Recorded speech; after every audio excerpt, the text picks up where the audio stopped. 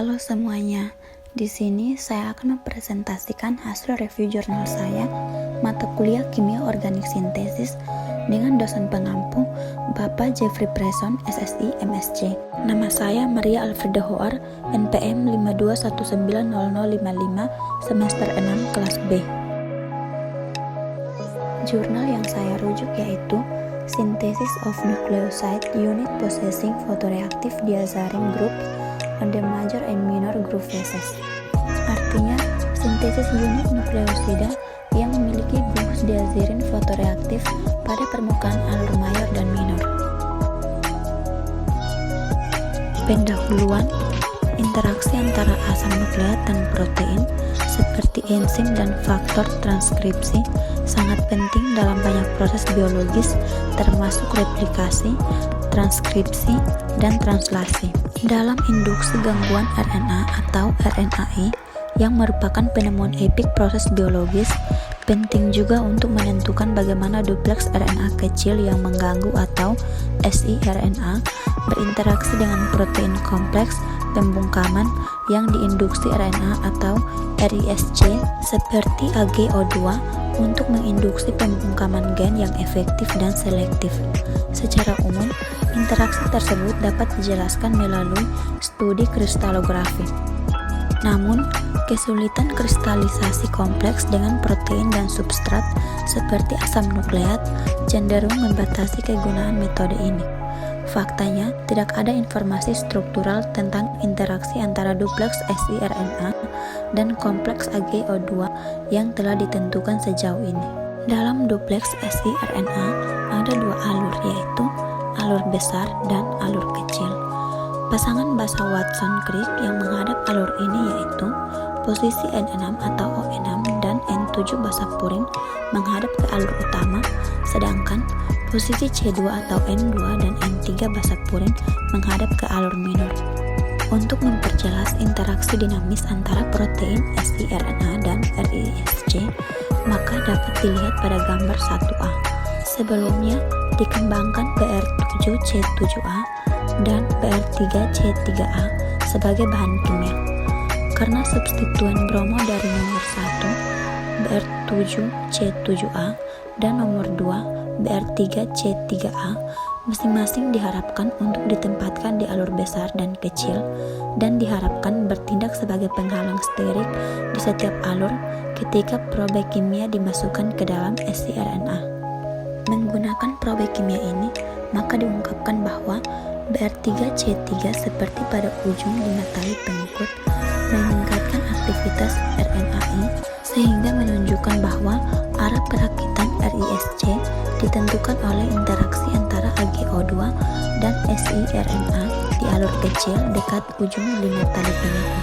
Karena pada pemeriksaan Br7C7A dan Br3C3A tidak ada reaksi yang terjadi di bawah kondisi di mana IDU dengan cepat berkurang menjadi 2-deoksiridin atau DU, maka dirancang probe kimia baru yang memiliki gugus 3-diazirinylbutil yang bertindak sebagai unit pelabelan fotoreaktif dan penghalang sterik pada alur mayor dan minor.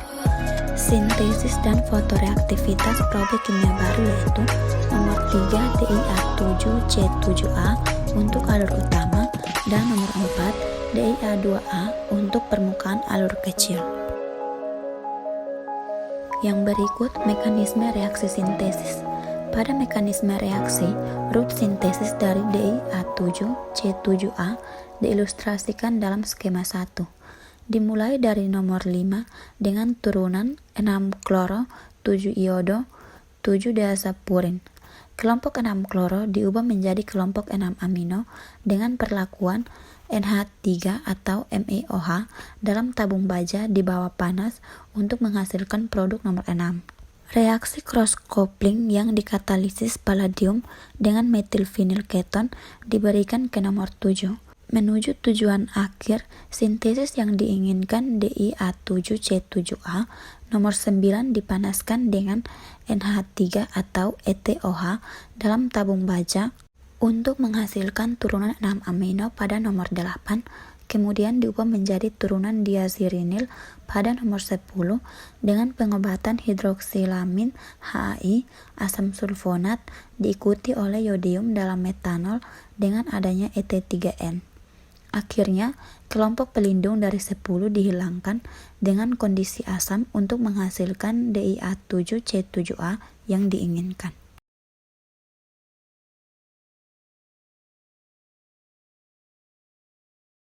Pada skema 2 ini, untuk mensintesis DIA2A turunan 2 iodo adenosin yaitu pada nomor 11 yang tersedia dari guanosin digunakan sebagai bahan awal. Setelah mengkonversi 11 ke dalam 12 melalui reaksi cross coupling yang dikatalisis palladium dengan 3-buten 2-ol, turunan diazirinil nomor 13 disiapkan dengan cara yang sama seperti yang dijelaskan pada bagian nomor 10, yaitu pengobatan hidroksilamin HAI asam sulfonat diikuti oleh yodium dalam metanol dengan adanya ET3N. Akhirnya, kelompok pelindung dari 13 telah dihapus oleh tetrabutil amonium fluorida atau TBAF di THF untuk memberikan DIA2A yang diinginkan. Pada gambar 2, puncak yang sesuai dengan DIA7C7A diamati pada 15 menit sebagai puncak tunggal. Ketika foto iradiasi dimulai, puncak DIA7C7A mewakili secara bertahap menurun dan itu benar-benar hilang dalam waktu 30 menit. Atau 3 puncak baru terutama diamati pada 8, 14, dan 15 menit di RP-HPLC. Untuk memperkirakan strukturnya, masing-masing puncak dipisahkan dan masing-masing dianalisis menggunakan spektrometri MS. Di sini ditemukan bahwa puncak pada 8 menit menunjukkan M/Z sebesar 339, sedangkan 2 puncak yang tersisa pada 14 menit dan 15 menit menunjukkan M/Z sebesar 321.